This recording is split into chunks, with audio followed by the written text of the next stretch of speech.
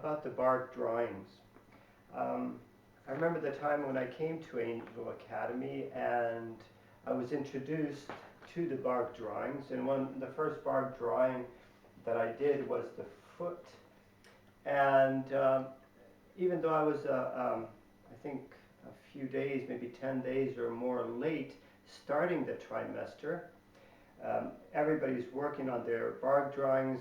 This is the first time I was introduced to something like this, so I was given an option of 2 or 3 easy Bargue drawings to do. So I saw the foot and I said, well, I will do the foot, and in my mind I thought I could do it in no time at all.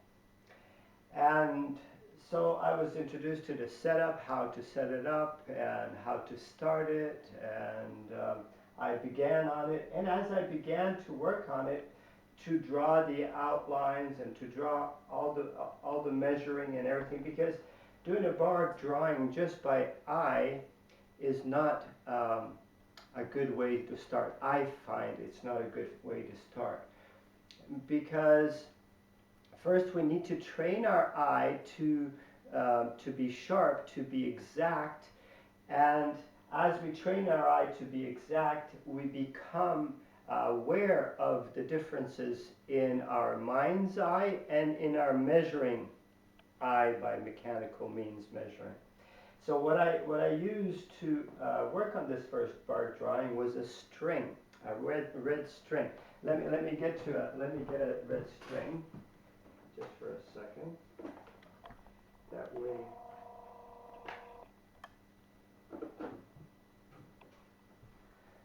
Okay.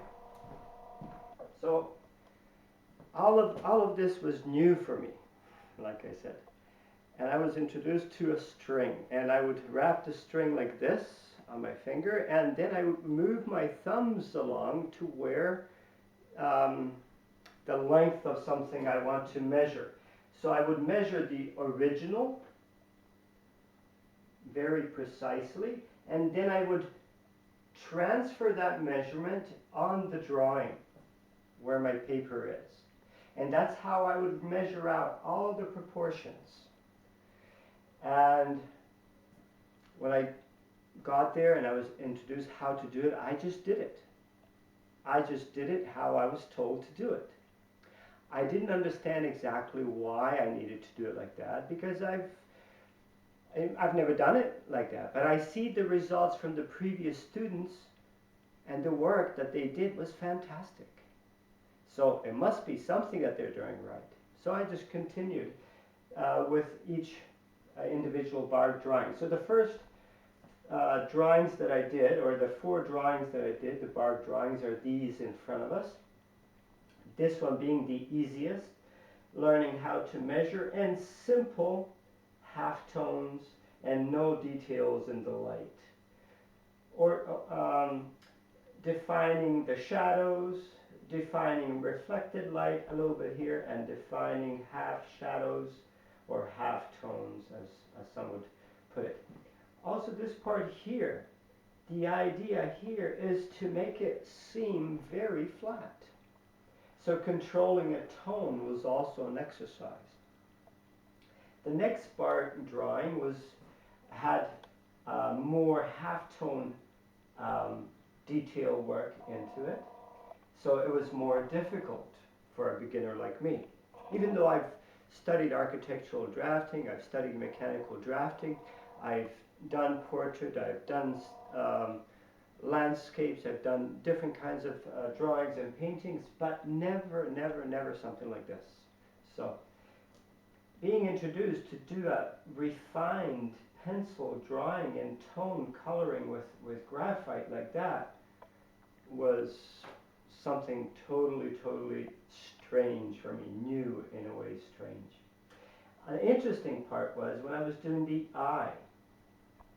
Okay, so I would draw everything out, measure everything out with the string. All the 4 Bargue drawings I used the string to measure. All the 4 Bargue drawings. But I would shade in the shadow in here, make it all dark, and then afterwards I would pull out the lights for the eye. So that was kind of interesting for me. Usually we would draw everything, we will draw the details, and we would draw everything as we perceive that it needs to be done or we need to draw it. But doing a bark drawing, one does it step by step. First a line drawing, measuring everything perfectly. Then you shade in the shadow, not so dark at first, to have a comparison between light and shadow. And that also helps one to see if there's any mistakes in the drawings, and you correct the drawing. And then you make it very, very, very dark, and then you put in the halftones. So the same way here.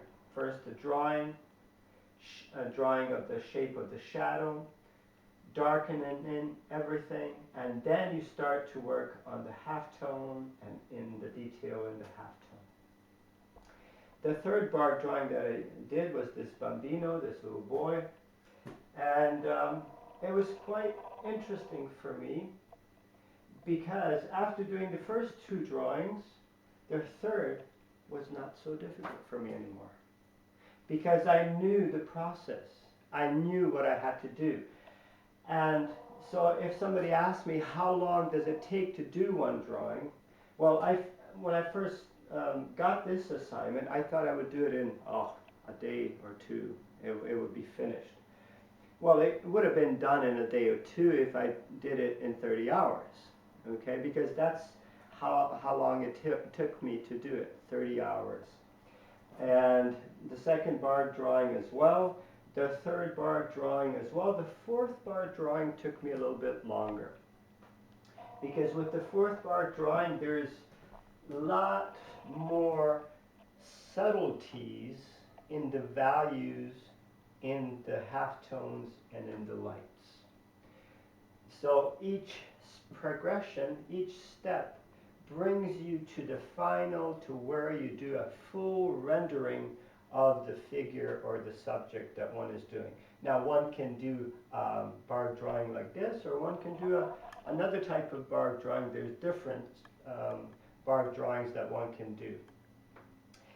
This one, like I said, it took longer because even in the lights here, one can see the structure very finely. As the light falls down, things get darker and certain areas are still light, but the lightest part is up here. So all of these bark drawings were beautiful lessons for me. Beautiful lessons for me. First, to teach me how to measure things. Second, to teach me how to render shadows as I would want them to be rendered. Third, it teach me how to render half shadows. In certain areas, the half shadow might be dark. In another area, might be not so dark. In one area, the half shadow is long. In another area, the half shadow is short. And how these half shadows, long or short or dark or light, relate to the shadow and to the light to create a form or an illusion of form. So that's something, or a little bit about the bark drawing.